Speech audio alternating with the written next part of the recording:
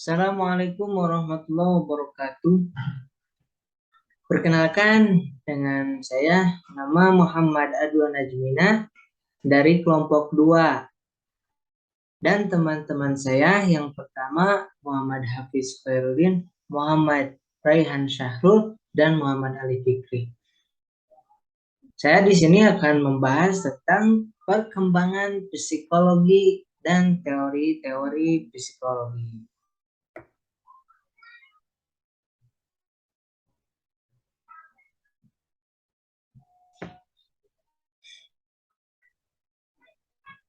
Dalam garis besarnya, sejarah psikologi dapat dibagi dalam 2 tahap utama, yaitu masa sebelum dan masa sesudah menjadi ilmu yang berdiri sendiri.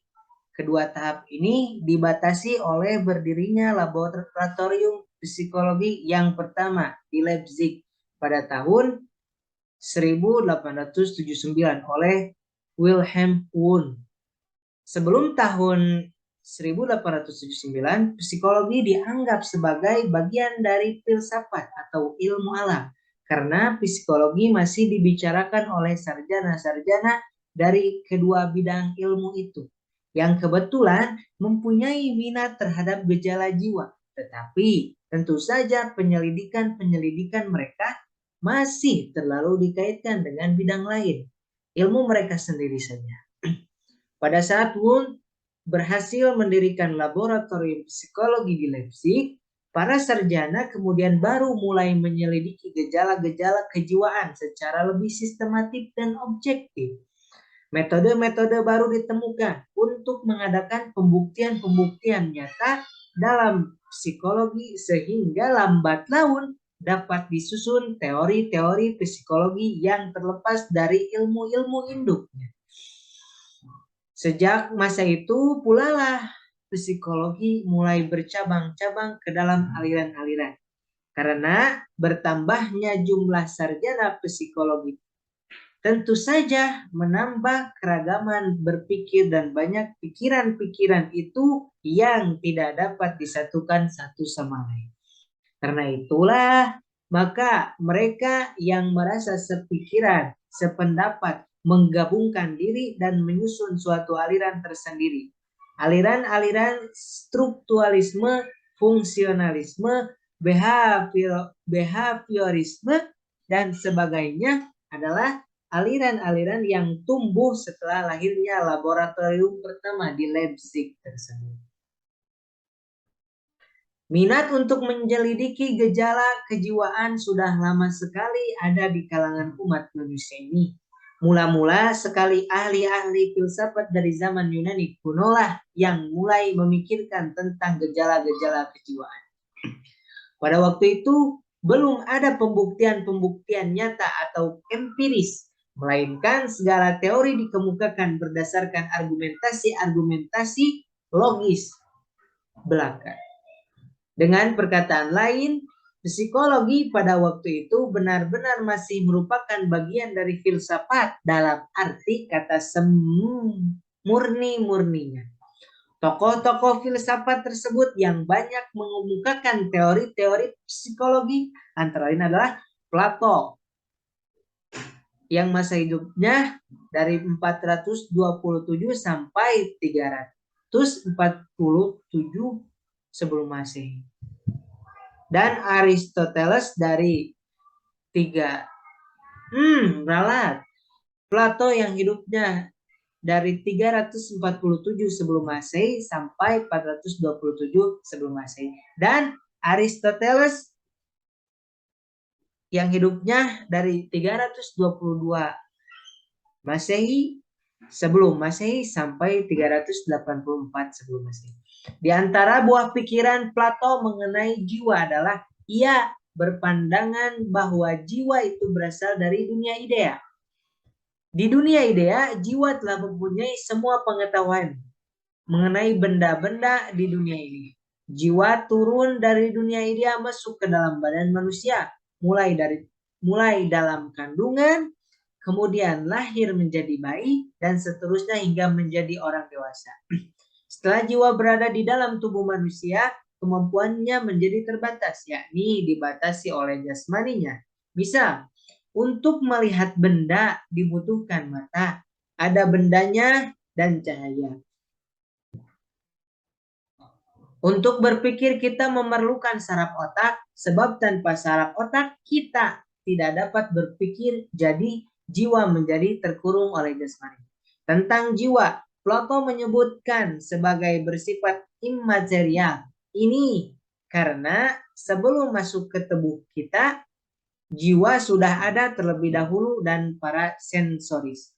Hal ini dikenal sebagai preeksistensi jiwa dari Plato.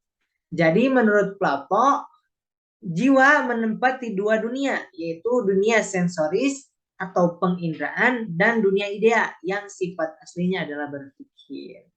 Beberapa hasil pikiran Aristoteles mengenai jiwa adalah dengan disusunnya buku-buku psikologi, diantaranya De Anima atau tentang sifat-sifat dasar jiwa, dan Para Naturalia, esai-esai mengenai beberapa topik seperti sensasi, persepsi, memori, tidur, dan mimpi. Dalam De Anima, Aristoteles mengemukakan macam-macam tingkah laku manusia dan adanya perbedaan tingkah laku pada organisme-organisme yang berbeda-beda. Tingkah laku pada organisme menurut Aristoteles memperlihatkan tingkatan sebagai berikut. A. Tumbuhan memperlihatkan tingkah laku pada taraf vegetatif atau bernapas, makan, tumbuh. B. Hewan selain tingkah laku vegetatif juga bertingkah laku sensitif, merasakan melalui panca indera. Jadi hewan berbeda dari tumbuhan karena hewan mempunyai faktor perasaan, sedangkan tumbuhan tidak. Persamaannya adalah pada tumbuhan maupun hewan terdapat tingkah laku vegetatif, misalnya dalam hal perbedaan makanan. C. Manusia.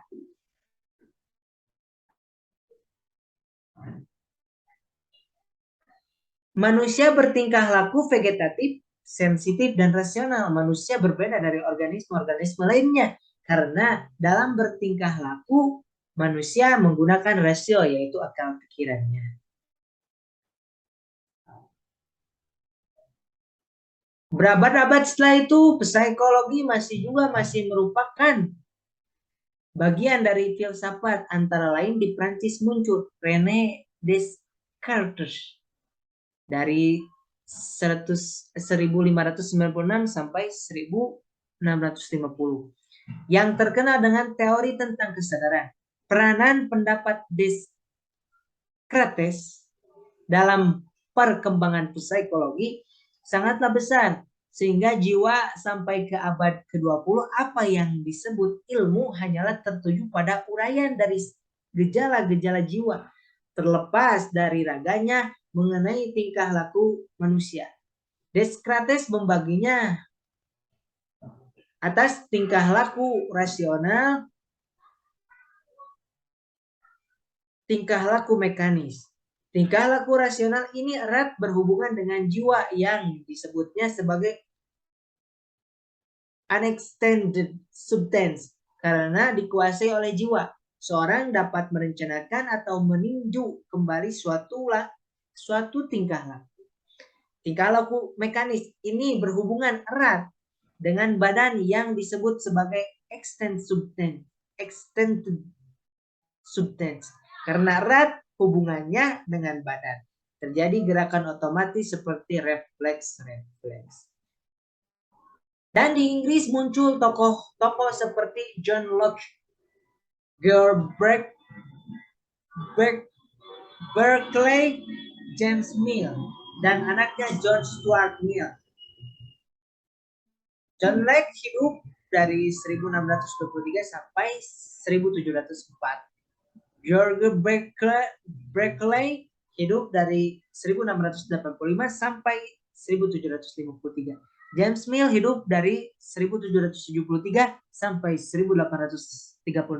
dan anaknya John Stuart Mill hidup dari 1806 sampai 1875, yang semuanya itu dikenal sebagai tokoh-tokoh aliran asosianisme. Asosianisme merupakan gagasan yang menyatakan bahwa proses mental beroperasi dengan asosiasi satu keadaan mental dengan keadaan penerusnya. Hal ini berarti seluruh proses mental terdiri dari unsur-unsur psikologis diskrit dan kombinasinya yang diyakini terdiri dari sensasi atau perasaan sederhana. Dalam filsafat, gagasan ini dipandang sebagai hasil empirisme dan sensasionisme. Konsep tersebut mencakup teori psikologi serta landasan filosofis dan metodologi ilmiah yang komprehensif. Selain itu, asosianisme adalah aliran yang banyak menekankan pada hukum-hukum asosiasi untuk menerangkan berbagai gejala kejiwaan. Sementara itu, sejumlah sarjana ahli ilmu alam juga mulai menaruh minat pada gejala-gejala kejiwaan.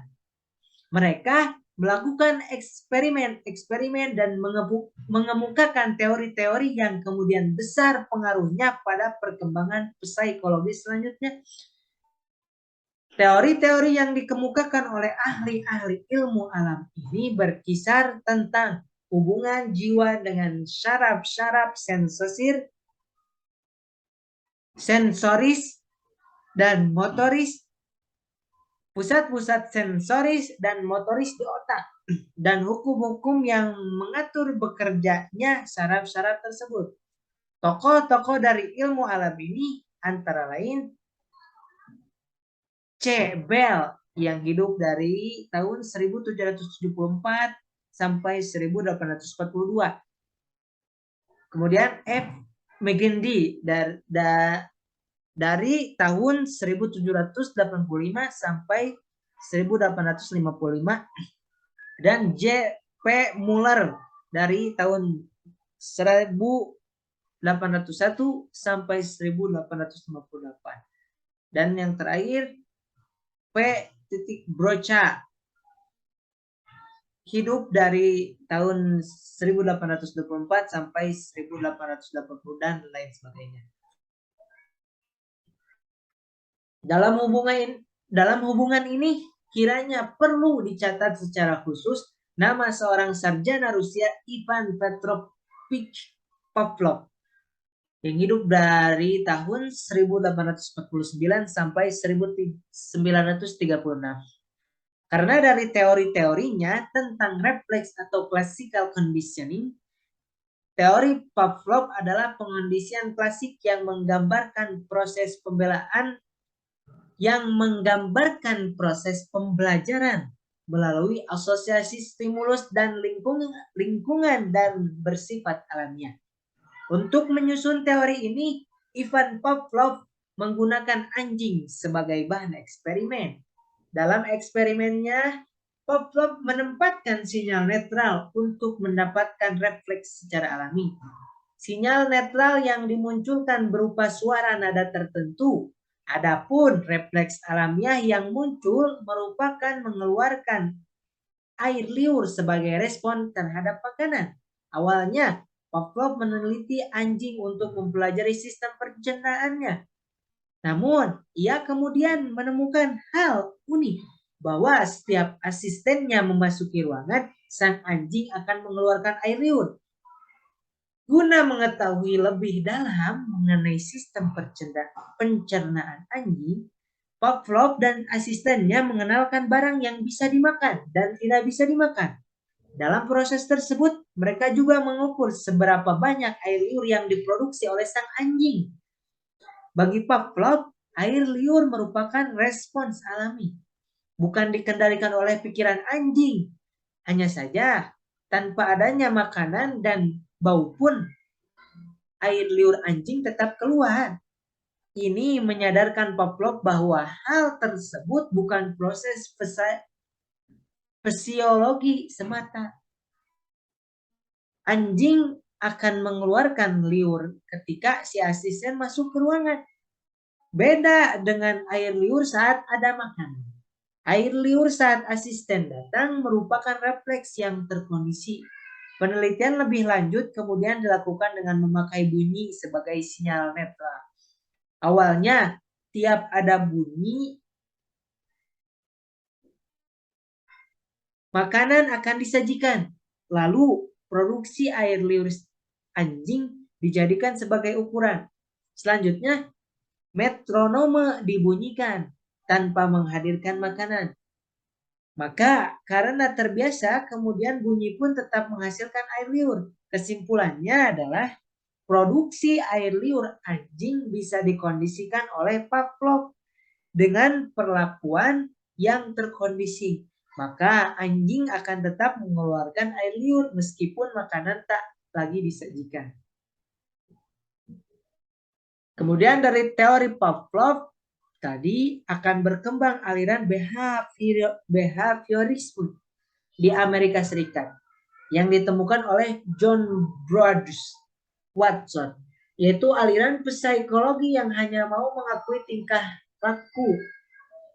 laku yang nyata sebagai objek studinya dan menolak anggapan-anggapan sarjana psikologi lainnya yang mempelajari pula tingkah laku yang tidak nampak dari luar. Bisa dibilang teori behaviorisme merupakan gabungan dari teori-teori sebelumnya. Walaupun masih berhubungan erat dengan respons dan tanggapan dari pengaruh lingkungan, perasaan, sampai situasi tertentu, beberapa faktor yang membuat terjadi respon maupun tanggapan tak hanya itu. Respon serta tanggapan bisa dilatih atau dipelajari menjadi kebiasaan. Seperti seorang anak kecil yang takut dengan kucing atau kelinci. Tetapi jika anak itu dilatih dengan berbagai cara agar tidak takut lagi, maka akan menimbulkan respon maupun tanggapan yang berbeda. Aliran ini menyatakan bahwa perilaku manusia dikelompokkan dalam dua kategori, yaitu perilaku yang terbuka dan perilaku yang tertutup. Perilaku yang terbuka yang dapat diukur secara objektif seperti ilmu, perilaku, rangsangan, kebiasaan, dan hasil belajar. Perilaku yang tertutup dipelajari melalui gerakan otot tubuh, proses berpikir, dan perasaan. Inti dari pendekatan behaviorisme ialah bahwa kehidupan manusia dipengaruhi oleh stimulus-stimulus, respons, reward, dan penghukuman.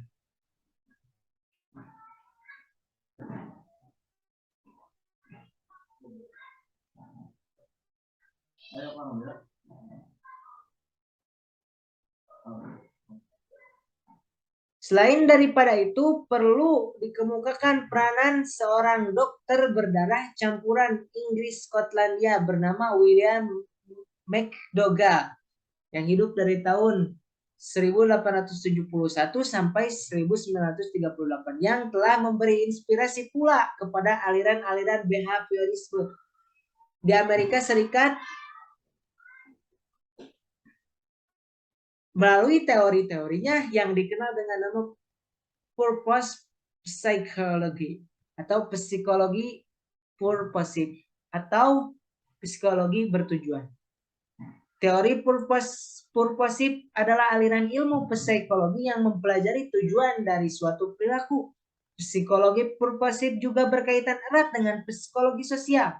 Psikologi purposive mempunyai objek kajian studi tentang insting, emosi, perilaku kelompok, dan lain sebagainya. McDougall mengungkapkan beberapa konsep dalam ilmu psikologi, diantaranya teori insting, sentimen, teori mengenai jiwa, kelompok, grup atau group mind. Teori insting atau naluri ialah kecenderungan seseorang untuk bertingkah laku tertentu dalam situasi tertentu dan perilaku.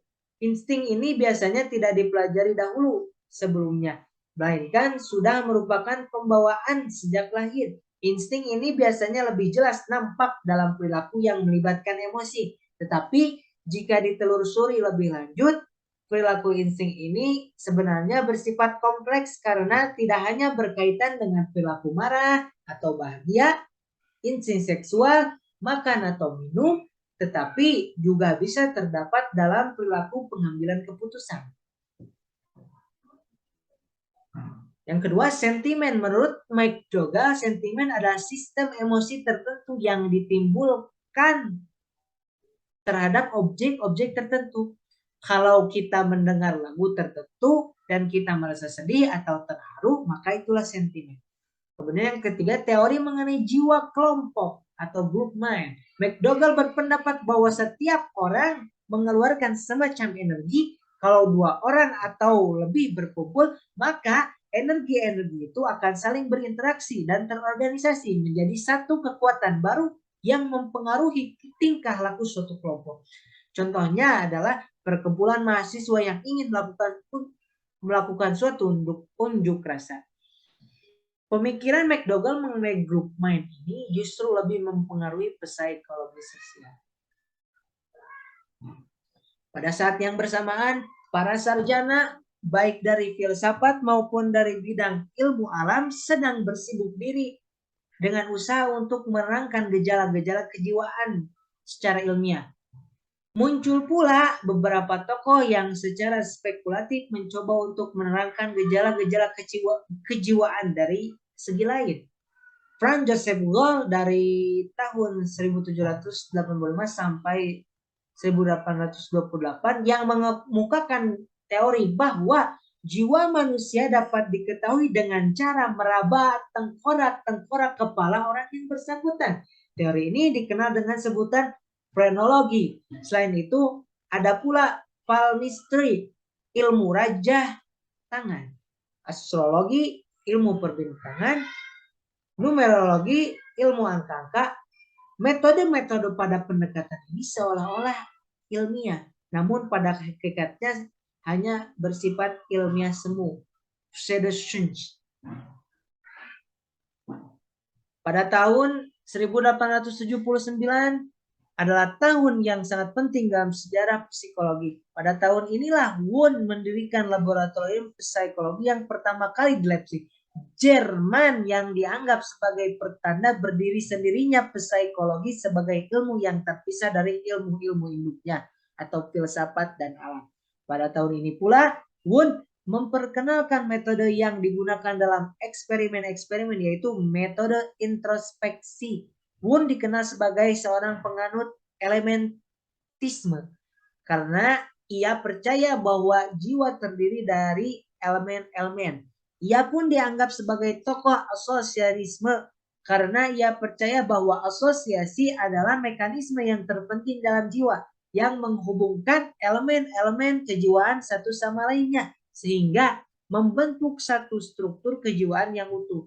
Wundt kemudian dikenal sebagai seorang yang menganut strukturalisme karena ia mengemukakan suatu teori yang menguraikan struktur atau susunan komposisi dari jiwa. Strukturalisme itu sulit dikenali karena mencakup bentuk-bentuk yang beragam sehingga sulit menampilkan sifat umum, dan karena struktur-struktur yang dirujuk memperoleh arti yang cenderung berbeda-beda.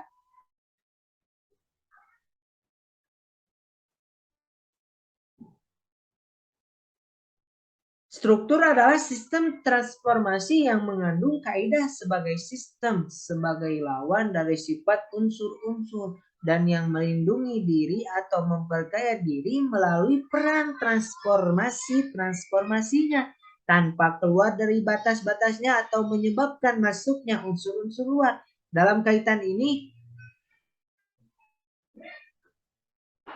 Piaget menyebut 3 sifat yang dicakup dalam struktur, yakni totalitas, transformasi, dan pengaturan diri. Strukturalisme merupakan aliran yang pertama dalam psikologi karena pertama kali dikemukakan oleh Wundt setelah ia melakukan eksperimen-eksperimen di laboratoriumnya di Leipzig. Tokoh strukturalisme lain adalah Edward Bert Titchener dari tahun 1867 sampai 1927. Aliran strukturalisme adalah aliran psikologi yang berlandaskan pada konsep sensation.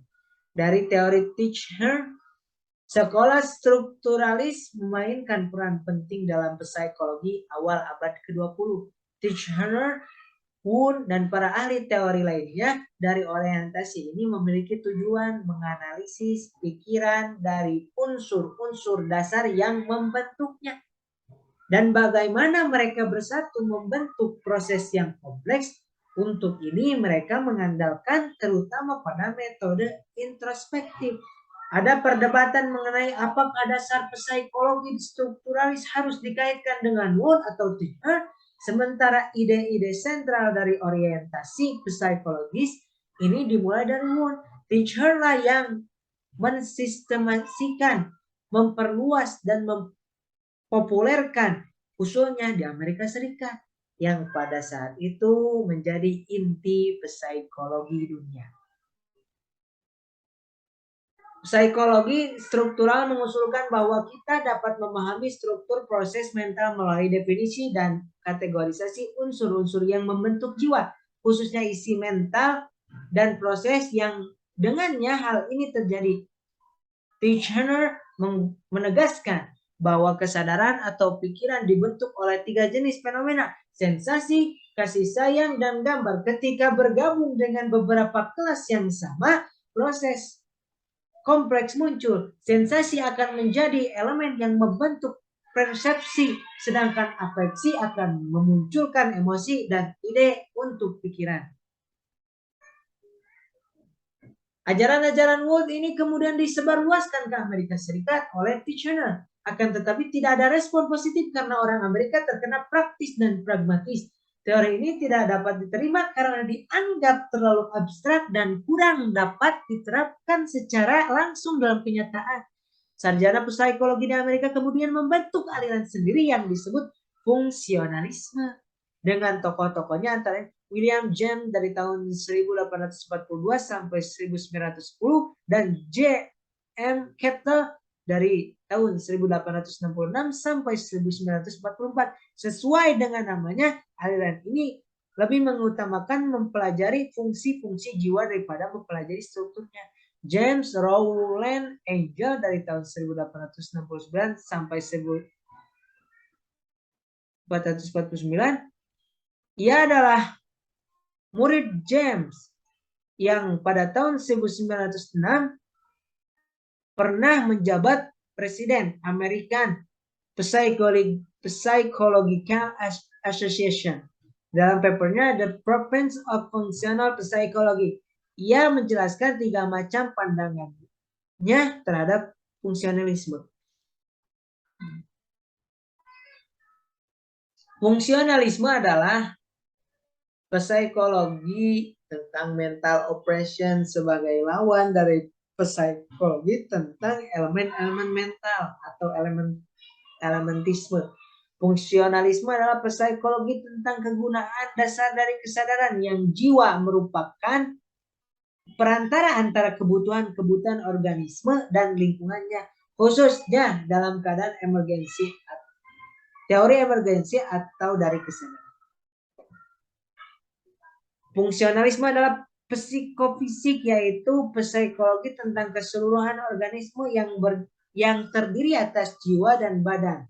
Oleh karena itu, ia menyangkut hal-hal yang balik kesadaran, seperti kebiasaan, tingkah laku yang setengah disadari, dan sebagainya. Aliran ini kemudian yang akan menjadi peninggalan penting dalam psikotes yang banyak digunakan pada berbagai setting kehidupan.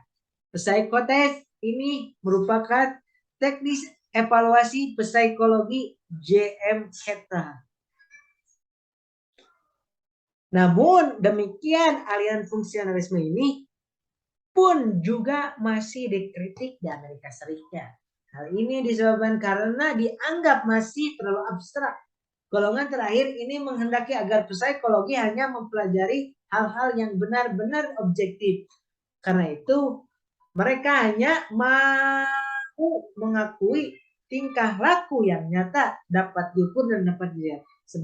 Sebagai objek psikologi, pandangan ini dipelopori oleh J.B.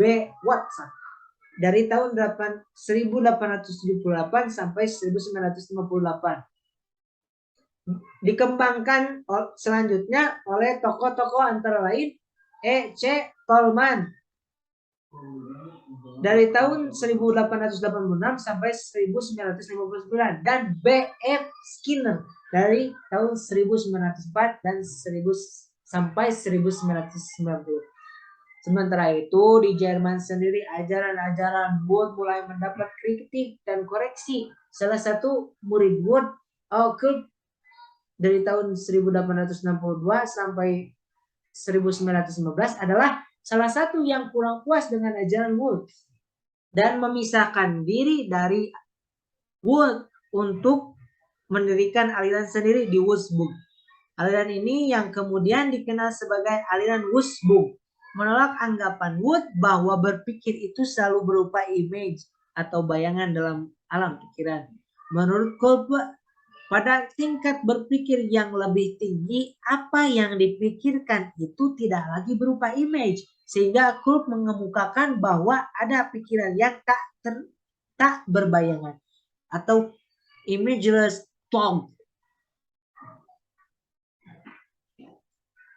Reaksi lain terhadap Wundt di Eropa datang dari aliran psikologi Gestalt. Aliran ini menolak ajaran elementisme dari Wundt dan berpendapat bahwa gejala kejiwaan, khususnya persepsi, karena inilah yang banyak diteliti oleh aliran ini, haruslah dilihat sebagai keseluruhan yang utuh, yang tidak terpecah-pecah dalam bagian-bagian dan harus dilihat sebagai suatu Gestalt.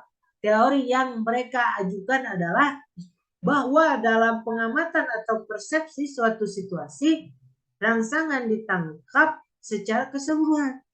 Eksperimen Gestalt yang pertama adalah tentang pengamatan gerakan. Kalau beberapa lampu diletakkan berderet dan dinyalakan berganti-ganti dengan cepat, maka kita tidak akan melihat lampu-lampu itu menyala berganti-gantian, melainkan kita akan melihat sebuah sinar yang bergerak. Eksperimen lainnya dilakukan oleh Wolfgang Kohler dengan kerannya yang bernama Sultan. Tokoh-tokoh dari aliran ini M. Wertheimer dari tahun 1880 sampai 1943. Kafka dari tahun 1886 sampai 1941 dan W. Kohler dari 1887 sampai 1967. Aliran Gestalt berkembang lebih lanjut antara lain dengan melalui tokoh bernama Kurt Lewin pada tahun 1890 sampai 1947 yang membawa aliran ini ke Amerika Serikat. Berkembang aliran baru yang dinamakan psikologi kognitif. Aliran ini merupakan perpaduan antara aliran behaviorisme yang pada tahun 1940-an itu sudah ada di Amerika Serikat dengan aliran psikologi Gestalt yang dibawa oleh Kurt Lewin. Aliran ini menitik beratkan pada proses-proses sentral, misalnya sikap, ide, harapan, untuk mewujudkan tingkah laku. Perkembangan psikologi Gestalt di Amerika dan berjumpa dengan aliran behaviorisme melahirkan aliran psikologi kognitif. Tokoh-tokohnya antara F. Heider dan L. Festinger.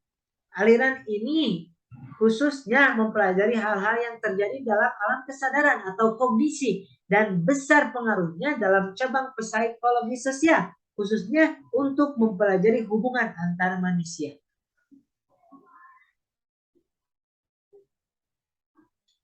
Pada saat perkembangan selanjutnya, peranan dokter-dokter khususnya psikiater atau ahli penyakit jiwa dalam perkembangan psikologi menjadi penting untuk dilihat juga. Dokter-dokter ini umumnya tertarik pada penyakit-penyakit jiwa, khususnya psikoneurosis, dan berusaha mencari sebab-sebab penyakit ini untuk mencari teknis penyembuhannya. yang tepat.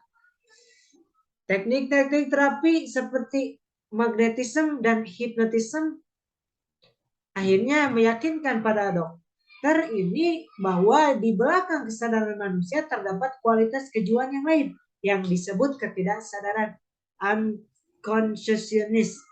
Dan justru dalam alam ketidaksadaran itulah terletak berbagai konflik kejiwaan yang menyebabkan penyakit-penyakit kejiwaan.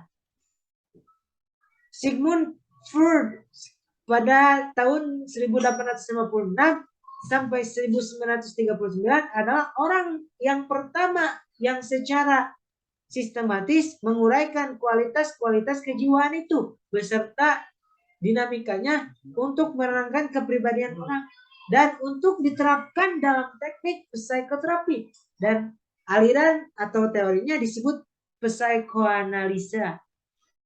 Aliran ini juga dikenal dengan istilah psikologi dalam atau depth psychology, karena aliran ini tidak hanya berusaha menerangkan segala sesuatu yang nampak dari luar saja, melainkan khususnya berusaha menerangkan apa yang terjadi di dalam atau di bawah kesadaran itu. Pengaruh psikoanalisa ini besar sekali terhadap perkembangan psikologi sampai sekarang. Dan aliran yang sampai hari ini masih dianggap berpengaruh besar yakni behaviorisme dan psikoanalisis. Keduanya dipandang terlalu memandang manusia dari satu segi saja. Behaviorisme dianggap memandang manusia hanya sebagai makhluk refleks, sementara psikoanalisis hanya memandang manusia sebagai makhluk yang dikendalikan oleh ketidaksadarannya. Karena itu muncul aliran psikologi holistik atau humanistik dengan tokoh-tokohnya antara lain Abraham Maslow pada tahun 1908 sampai 1970 dan Carl Rogers dari 1902 sampai 1987. Aliran ini dinamakan holistik karena memandang manusia sebagai keseluruhan, dan dinamakan humanistik karena memandang manusia sebagai itu sendiri, sebagai manusia yang mengalami